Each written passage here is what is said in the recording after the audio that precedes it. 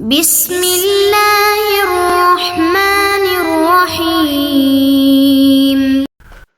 بسم اللہ الرحمن الرحیم الحمد للہ والصلاة علی اہلہا۔ عزیز طلبہ السلام علیکم ورحمۃ اللہ وبرکاتہ۔ شرح المعول کتاب الصلاۃ درس نمبر 380 میں سہو اور شک کے احکام پر گفتگو ہوگی۔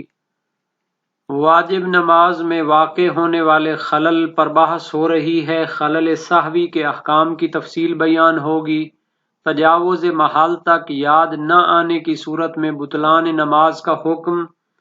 اور شک کے احکام کی تفصیل، تجاوز محل سے پہلے اور بعد کی صورت میں احکام کا بیان اور متعلقہ روایات کا بھی تذکرہ ہوگا۔ سب سے پہلے عبارت کو دیکھتے ہیں۔ فرمایا وَفِي السَّهْوِ يُبْطِلُ مَا سَلَفَ مِنَ السَّهْوِ عَنْ أَحَدِ الْأَرْكَانِ الْخَمْسَةِ إِذَا لَمْ يَذْكُرْهُ حَتَّى تَجَاوَزَ مَحَلَّهُ وَفِي الشَّكِّ فِي شَيْءٍ مِّنْ ذَلِكَ لَا يَلْتَفِتُ إِذَا تَجَاوَزَ مَحَلَّهُ۔ خلل سہوی میں یبطل ما سلف، وہ خلل نماز کو باطل کرتا ہے جو گزر چکے ہیں فاصل پنجم میں، من السہو عن احد الارکان الخمسۃ، اگر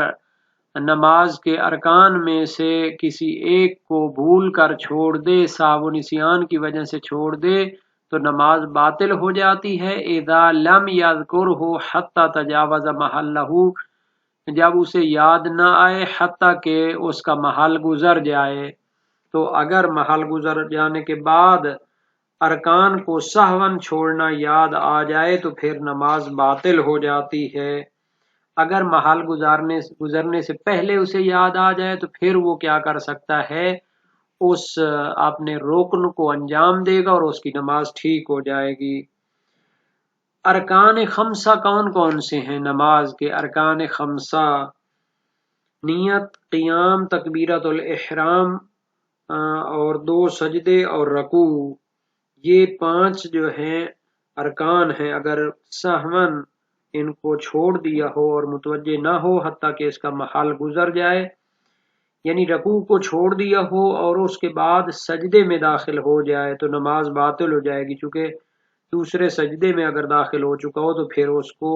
رکوع کے لیے لوٹنے کا مقام نہیں بچا۔ تو یہاں پر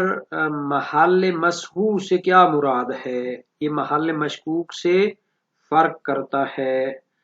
تو یہ محل منسی کی طرح ہے۔ محل مسحو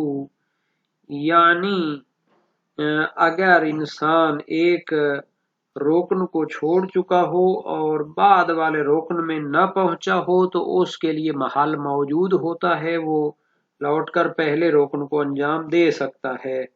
لیکن اگر بعد والے رکن میں داخل ہو چکا ہو تو پھر محل مسحو گزر چکا ہے اور پھر وہ واپس لوٹ کر اس کو سابقہ رکن کو انجام نہیں دے سکتا۔ مثال کے طور پر نیت کو بھول کر تکبیرۃ الاحرام کہی تو نماز باطل ہے چونکہ بعد والے رکن میں داخل ہو چکا ہے۔ اسی طرح اگر تکبیرۃ الاحرام کو بھول کر رکوع میں چلا جائے، رکوع کو بھول کر دوسرے سجدے میں پہنچ جائے تو پھر بھی نماز باطل ہوتی ہے۔ یہ لفظ یبطل ہے، ما سلف من السہو، فاصل پنجم میں جو گزر چکا ہے کہ اگر ارکان خمسہ میں سے کسی ایک رکن کو بھول چکا ہو تو اس سے نماز باطل ہو جاتی ہے، یعنی یہ ما سلف رکن کو چھوڑ کر اگلے رکن میں پہنچ جانا نماز کو باطل کرتا ہے جب اسے یاد نہ آئے حتیٰ کہ اس کا محل گزر جائے۔ وَفِي الشَّكِّ فِي شَيْءٍ مِّنْ ذَلِكَ لَا يَلْتَفِتْ إِذَا تَجَاوَزَ مَحَلَّهُ، اور شک اگر کوئی چیزوں میں نماز کے اندر شک ہو جائے تو اس کی پرواہ نہیں کرے گا جب اس کا محل گزر چکا ہو۔ وَالْمُرَادُ بِتَجَاوُزِ مَحَلِّ الْجُزْءُ الْمَشْكُوكِ فِيهِ، یہ الجزء پڑھیں گے۔ وَالْمُرَادُ بِتَجَاوُزِ مَحَلِّ الْجُزْءِ الْمَشْكُوكِ فِيهِ الْانْتِقَالُ إِلَى جُزْءٍ آخَرَ بَعْدَهُ، اور شک میں محل کے تجاوز سے مراد کیا ہے، کہتے ہیں جس جز کے بارے میں شک ہے، اس کے تجاوز محل، اس کے انجام دینے کے مقام کے گزرنے سے مراد یہ ہے کہ اس کے بعد والے جز کی طرف منتقل ہو چکا ہو۔ بے ان شک فی نیت بعد ان کبرا، مثال کے طور پر نیت کے بارے میں شک ہو جبکہ تکبیر کہہ لی ہو تو پھر سابقہ جو جز ہے اس کے بارے میں شک کی پرواہ نہیں کرے گا۔ او فی تکبیر بعد ان قرأ او شرع فیہما، یا تکبیر کے بارے میں شک ہو بعد ان قرأ، قرات شروع کرنے کے بعد تکبیرۃ الاحرام کے بارے میں شک ہو تو پھر اس کی پرواہ نہیں کرے گا۔ او شرع فیہما سے مراد یہ ہے کہ انسان نے تکبیر اور قراءت جو ہے اس کو شروع کر لیا ہے اور نیت کے بارے میں شک ہوتا ہے۔ اس عبارت میں تھوڑا سا غموز ہے، اس میں کچھ تقدیر میں ماننا پڑے گا، اس طرح ہوگا او شک فی نیت بعد ان شرع فی تکبیر،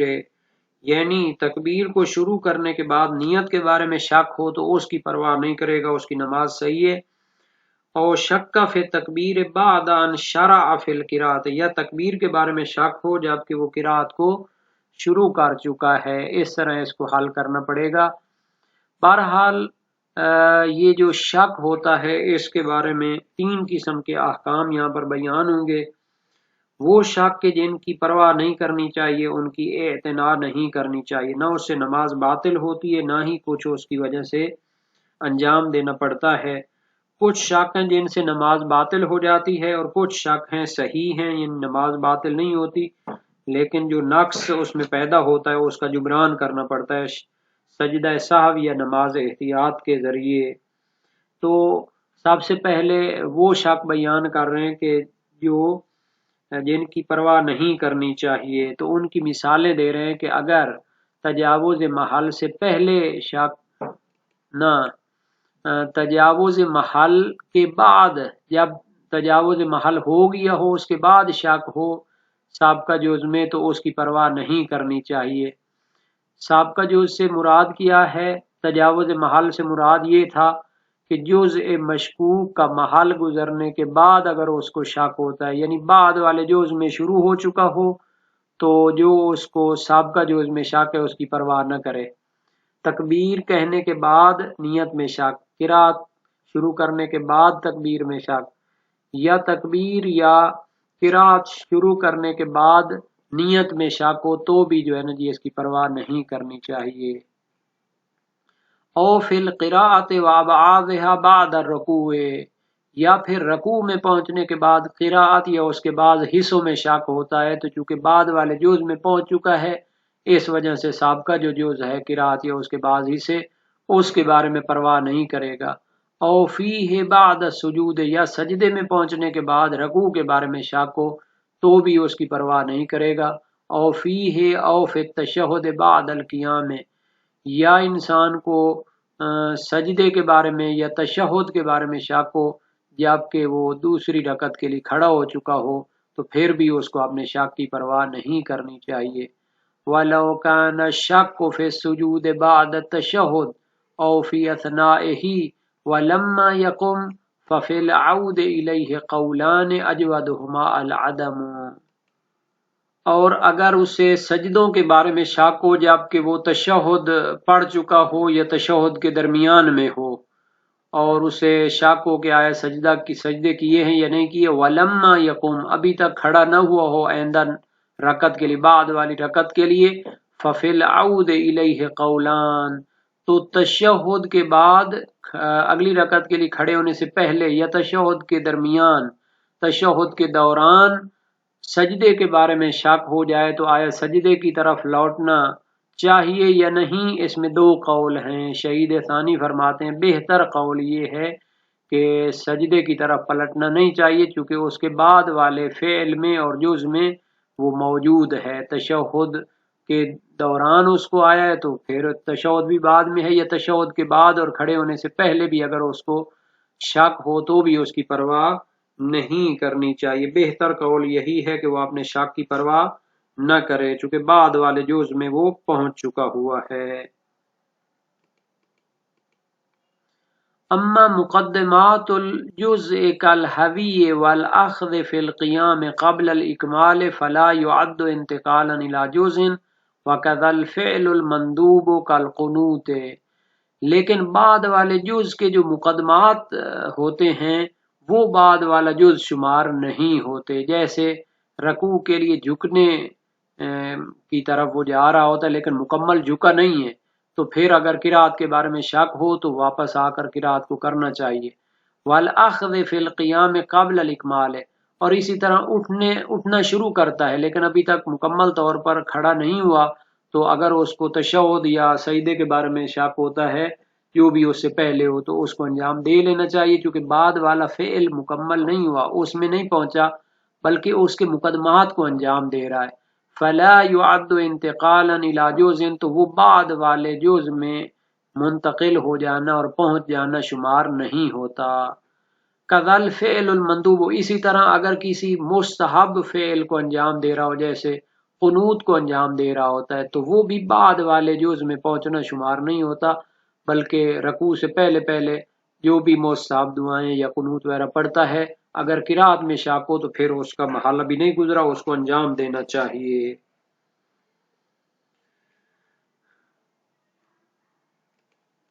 اور یہ لفظ ہوئی ہے،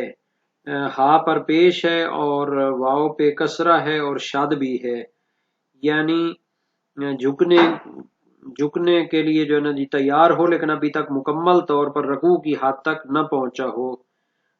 اور اخذ کا معنی یہاں پر ہے کہ یعنی شروع کرنا اٹھنے کے لیے لیکن ابھی تک مکمل طور پر نہیں اٹھا تو وہ بھی شمار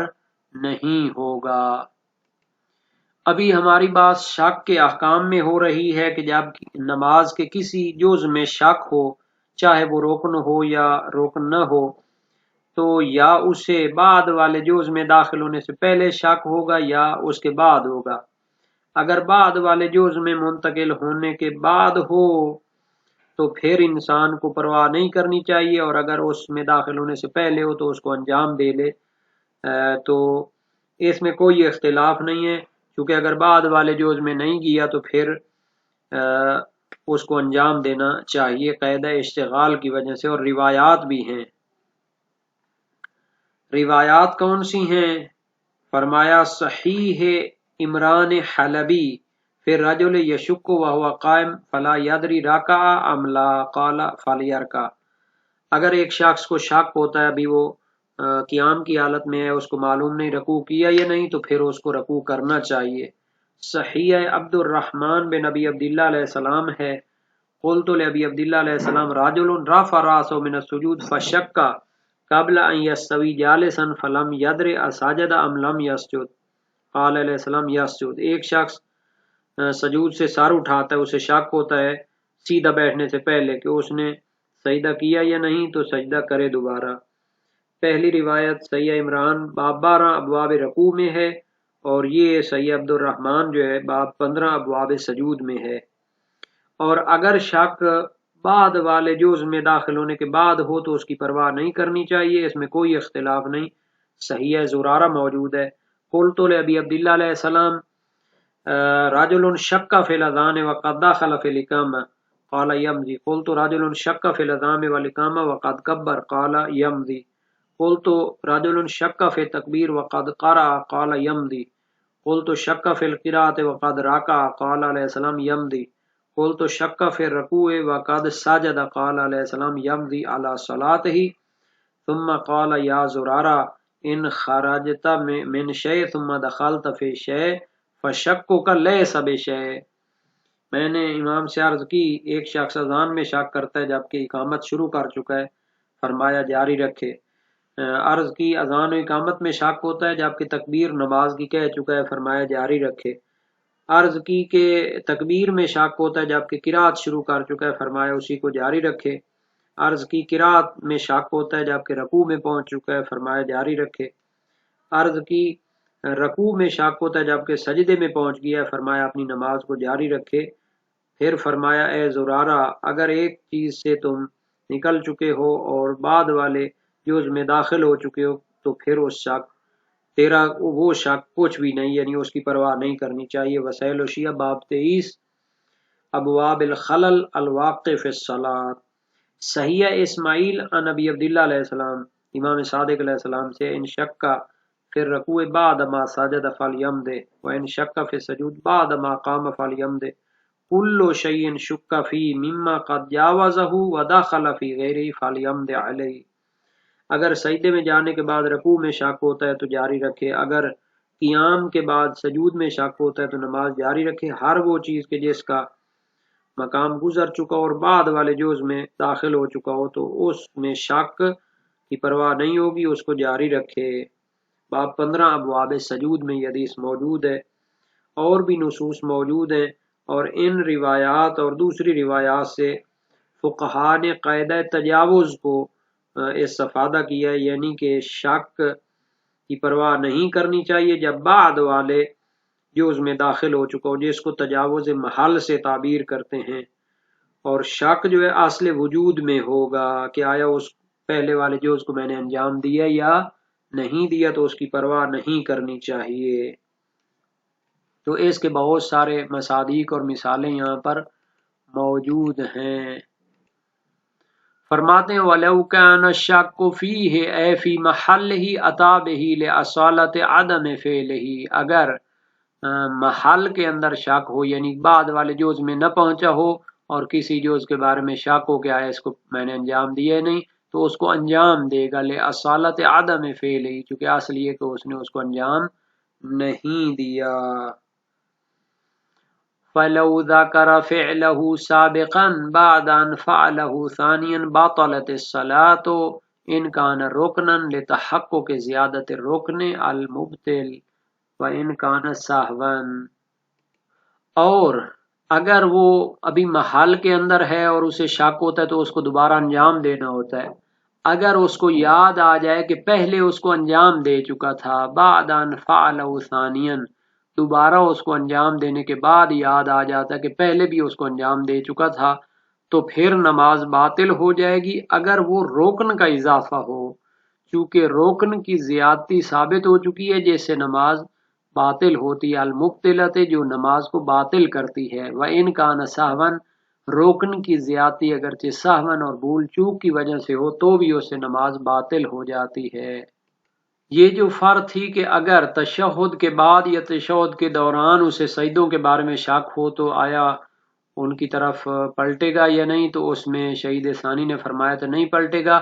اور اس میں دو قول کی طرف بھی اشارہ کیا تھا۔ اکثر کہتے ہیں کہ پلٹنا ضروری نہیں ہے چونکہ تجاوز محل ہو چکا ہے، چونکہ تشہد سجدے کے بعد میں ایک حالت ہے، اور علامہ ہلی نے نہایہ میں پلٹنے کو واجب قرار دیا جب تک رکوع میں نہ پہنچا ہو، اور یہ نہایت ضعیف نظریہ ہے چونکہ اس کی کوئی دلیل نہیں ہے، مگر وہ اس کو قیاس کرتے ہیں کہ جو بندہ سجود کو بھول گیا ہو تو اس کو پلٹنا ہوتا ہے جب اسے رکوع سے پہلے یاد آ جائے، اور اس کی رد جو ہے نا جی قاعدہ تجاوز کی روایات ہیں، اور شہید اول نے ذکرہ میں فرمایا لوٹنا واجب ہے، صحیح عبد الرحمن بن ابی عبداللہ کی وجہ سے امام صادق علیہ السلام سے منقول ہے، فَقُلْتُ رَجُلٌ نَّهَضَ مِن سَجُودِهِ فَشَكَّ قَبْلَ أَن يَسْتَوِيَ قَائِمًا فَلَمْ يَدْرِ أَسَجَدَ أَمْ لَمْ يَسْجُدْ قَالَ يَسْجُدْ، ایک شخص سجود سے کھڑا ہو جاتا ہے اور شک ہوتا ہے قبل اس کے کہ وہ سیدھا کھڑا ہو جائے، اور اس کو معلوم نہیں ہے کہ اس نے سجدہ کیا ہے یا نہیں کیا، تو فرمایا وہ سجدہ کرے۔ باب 15 ابواب سجود حدیث ششم وسائل الشیعہ میں حدیث موجود ہے، تو اس میں بھی اشکال یہ کہ یہ ظہور رکھتی ہے جب وہ سجود سے اٹھے اور ابھی جو ہے تشہد میں شروع نہ ہوا ہو، تو یہ جو ہے نا محل نظام کو شامل نہیں ہے۔ اور جہاں تک اور مقدمات جز کے لیے بھی جو ہے یہی صحیح عبد الرحمن دلیل بنتی ہے، اور جہاں تک فعل مندوب کا تعلق ہے تو وہ بھی بعد والے جز کی طرف انتقال شمار نہیں ہوتا کہ اس کے لیے قاعدہ تجاوز جاری کیا جائے۔ اسی کو شہید اول نے ذکرہ شیعہ میں اور شارع یعنی شہید ثانی نے روض الجنان اور روضہ میں انتخاب کیا ہے، لیکن اطلاق اخبار جو قاعدہ تجاوز پر دلالت کرتی ہیں وہ اس کو شامل ہیں۔ صحیح زرارہ جب تم ایک جز سے نکل چکے ہو اور دوسرے میں پہنچ چکے ہو تو پھر تمہارے شک کی کوئی پرواہ نہیں ہے۔ باب 23 ابواب خلل واقع در صلاۃ، تو یہ صریح ہے کہ مدار کیا ہے غیر مشکوک میں جاری ہونا، چاہے وہ بعد والا جز واجب ہو یا نہ ہو۔ اور قاعدہ تجاوز کی بحث پہلے بھی ذکر ہوئی، اور قاعدہ فراغ کی بحث کی طرف بھی اشارہ کر دیں کہ اگر انسان ایک عمل سے فارغ ہونے کے بعد شک کرے تو اس کی پرواہ نہیں کرنی چاہیے، اور اس کی بھی کئی نصوص دلیل ہیں۔ صحیح محمد ابن مسلم امام صادق علیہ السلام سے راجل شک فی الوضو بعد ما فرغ من الصلاۃ قال یمضی علی صلاته ولا یعید، ایک شخص کو وضو میں شک ہوتا ہے نماز سے فارغ ہونے کے بعد، تو فرمایا اپنی نماز کو جاری رکھے اور اس کو دوبارہ نہ پڑھے۔ باب 42 ابواب وضو میں یہ حدیث موجود ہے۔ اور صحیح محمد ابن مسلم ہے امام باقر علیہ السلام سے کلما شککت فی بعد ما تفرغ من صلاتک فحمد ولا تعید، جو بھی شک ہو نماز سے فارغ ہونے کے بعد تو جاری رہو اور اس کا اعادہ نہ کرو۔ باب 27 ابواب خلل در نماز، اور اسی صحیح محمد ابن مسلم ہے اس کی تیسری صحیح و سند روایت ہے امام صادق علیہ السلام سے، پھر رجل یشک بعد ما ینصرف من صلاۃ، نماز ختم کرنے کے بعد اسے شک ہوتا ہے، فرمایا لا یعید ولا شیء علیہ۔ اور موثقہ رابعہ ہے اسی محمد بن مسلم کی امام باقر علیہ السلام سے کلما شککت فی مما قد مضی فامضہ کما ہوا، جو بھی شک ہو گزشتہ میں تو پھر اس کو کیا ہے جاری رکھو۔ اور موثقہ پنجم ہے محمد بن مسلم کوفی کی امام صادق علیہ السلام سے کلما مضی من صلاتک و طہورک فذکرتہ تذکرا فامضہ ولا اعادۃ علیک۔ وسائل الشیعہ باب 23 میں یہ حدیث موجود ہے ابواب خلل میں۔ تو یہ نصوص ظاہر ہیں کہ عمل سے فارغ ہونے کے بعد شک کی پرواہ نہیں کرنی چاہیے، جبکہ شک صحت اور فساد کے بارے میں ہو تو شک اس میں کان ناقصہ کے طریقے سے ہوگا، جبکہ قاعدہ تجاوز میں شک مفاد تامہ ہوتا ہے، کان تامہ کا مفاد ہوتا ہے۔